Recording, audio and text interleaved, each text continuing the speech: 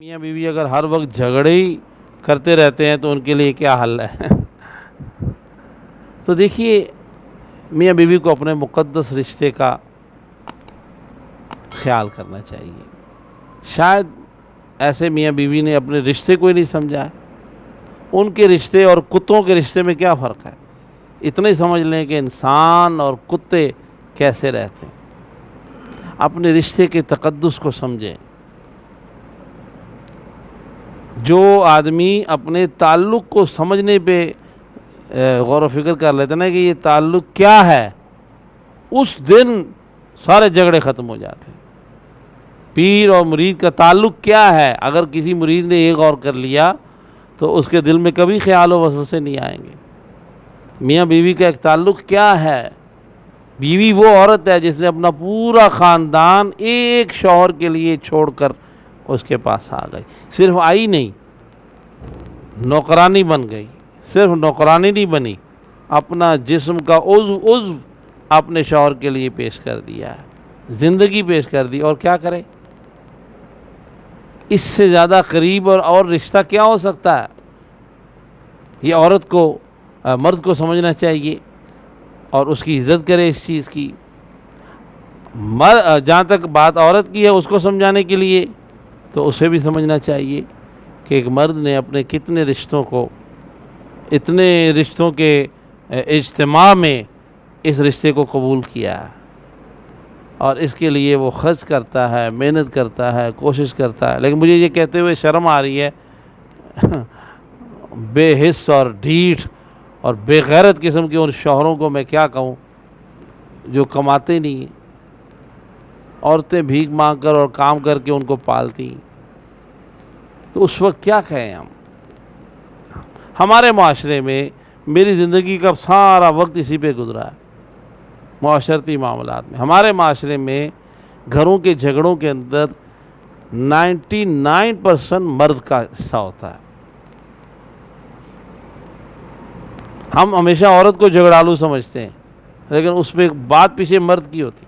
بھئی جھگڑا کر تو عورت رہی ہے، چیخ وہی رہی، گالیاں بھی دے رہی ہے، لڑ بھی رہی ہے۔ ہر بندہ یہی سمجھتا ہے کہ یہی جھگڑالو ہے، فساد یہ کیوں کر رہی ہے؟ اس کو جب آپ دیکھتے ہیں نا تو پیچھے مرد ہی مجرم نظر آتا ہے۔ تو اللہ کا واسطہ ہے، مردوں کو اپنی ذمہ داری ادا کرنی چاہیے، اور وہ اپنی ذمہ داری ادا کریں۔ گاڑی کے دو ٹائر ہیں، اگر ایک ٹائر نہیں چلے گا دوسرا چلتا رہے گا، گاڑی نہیں چلے گی، دونوں کو چلنا پڑے گا۔ یہ کیسے ہو سکتا ہے؟ وجہ ہے کہ کئی روزگار نہیں ملتے ہیں، روزگار کے اندر پرابلم آتی ہے، دیگر معاملات ہیں، لیکن آدمی نکلے ہی نہیں۔ عورت کو تو سب سے زیادہ نظر آ رہا ہے نا، وہ آدمی سب کو کہہ سکتا ہے میرے کو کام نہیں مل رہا ہے، لیکن اپنی بیوی کے سامنے کیسے کہے؟ اس کو تو پتہ ہے سویرے 24 گھنٹے یہ بسترے پہ پڑا رہتا ہے، تو کام نے گھر آ کر تو نہیں اٹھانا ہے، اس کو تو سب پتہ ہے۔ کھا پی کے پھر سو گیا، کھا پی کے پھر اگلی ڈش کا انتظار، تو کام تو گھر چل کے نہیں آتے، اس لیے وہ جھگڑا کرتی ہے اور چیختی ہے۔ ہم کیا وظائف بتائیں؟ الحمدللہ تعالیٰ قرآن و حدیث کی وظائف بتاتے ہیں، عورتیں بھی پڑھتی ہیں، مرد بھی پڑھتے ہیں، لیکن اللہ کے رسول نے ارشاد فرمایا جس کا نفس اسے سست کر دے اس کا منصب اسے تیز نہیں کر سکتا ہے۔ وہ کام کرنا ہی نہیں چاہ رہا تو اس کو کام ملے گا کہاں سے؟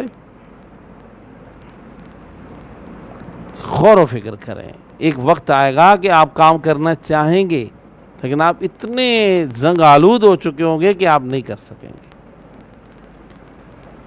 ڈریں اس وقت سے شوہر کہ جب بیوی بچے لے کے کہیں چلی جائے اور اپنے گھر کو عزت وقار بنانا چاہتا ہے۔ اللہ کے رسول نے ارشاد فرمایا ان اللہ لا یکرہ البطال، اللہ فارغ بندے، بیکار بندے کو پسند نہیں کرتا ہے جو بسترے توڑ رہا ہے اور روٹیاں توڑ رہا ہے۔ اور دوسری طرف کیا فرمایا؟ اللہ کو وہ شخص بہت پسندیدہ ہے جو حلال رزق کمانے کے لیے کما کر تھکا ہوا ہو۔ اللہ کو وہ تھکا ہوا بہت اچھا لگتا ہے، وہ مجاہد کی طرح ہے، غازی کی طرح ہے، کھا کے بسترے توڑ کے تھکا ہوا ہے، نشئی ہے، چرسی ہے، تو اب بیوی لڑے گی نہیں تو کیا کرے گی؟ آج میری اس گفتگو سے عورتیں بہت خوش ہو رہی ہوں گی لیکن مجھے کسی کی وکالت نہیں کر رہی ہے، میں الحمدللہ تعالیٰ میرے پاس امانت ہے اللہ اور رسول کے حکم کو پہنچانا، میں نہ عورت کی وکالت کر رہا ہوں نہ مرد کی، جو بات ہے وہ واقعی ہے، اس کو ماننا چاہیے۔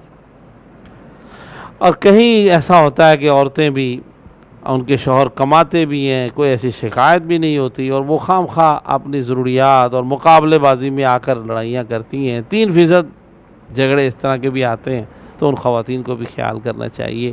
پھر ایک وقت آئے گا کہ آپ بہت پچھتائیں گی۔ ان عورتوں سے پوچھیں جن کے شوہر فوت ہو گئے،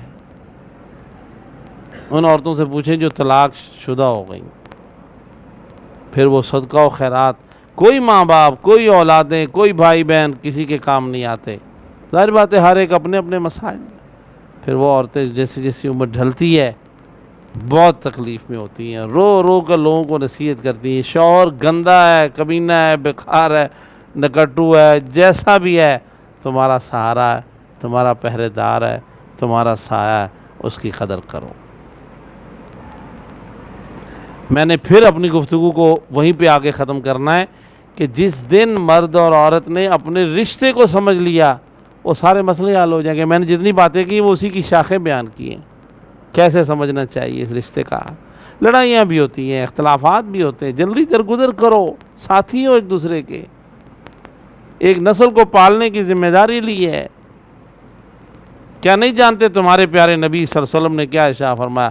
مجھے تمہاری دنیا کی 3 ہی چیزیں اچھی لگی، پوری دنیا کی چیزوں میں، اربوں خربوں اشیاء میں فرمایا مجھے 3 چیزیں بہت اچھی لگی تمہاری دنیا سے۔ صحابہ نے کہا یا رسول اللہ کیا؟ حضور نے فرمایا ایک عورت، بیوی پہلی، دوسرا فرمایا خوشبو تمہاری دنیا کے اندر، اتر دنیاوی چیزوں میں سے خوشبو بہت اچھی ہے، تیسرا کیا فرمایا؟ تمہارے دنیا میں سے مجھے جو اچھا لگا ہے وہ شہد، انتہائی مفید مختلف۔ تو اس لیے سب سے پہلے تو اسے سمجھنا چاہیے، اور پھر کوئی وظائف پڑھیں تو وظائف کا بھی انشاءاللہ اثر ہوتا ہے جب آپ درست تو کریں اپنے معاملات کو۔ تو اس کے لیے سورہ نوح مرد یا عورت دونوں بھلے پڑھیں، دونوں ایک دوسرے کے خلاف لڑنے کے بجائے سورہ نوح پڑھیں، اسے توپ سمجھ کے چلائیں، تو انشاءاللہ اس سے مقابلہ نہیں ہوگا، اس سے محبتیں بڑھیں گی، احساس بڑھیں گے اور قریب ہو جائیں گے، ایک دوسرے کی عزت بڑھے گی۔ پڑھنے کا وقت ظہر کی نماز کے وقت ایک بار سورہ نوح تلاوت کیجئے اپنے گھر کے اندر، مرد ہو یا عورت دونوں پڑھیں، انشاءاللہ تعالی جھگڑے ڈھونڈنے سے نہیں ملیں گے، لیکن بشرطے کہ آپ جھگڑنا نہ چاہیں۔ اللہ تعالیٰ توفیق دے اور کلمات کی برکات دے۔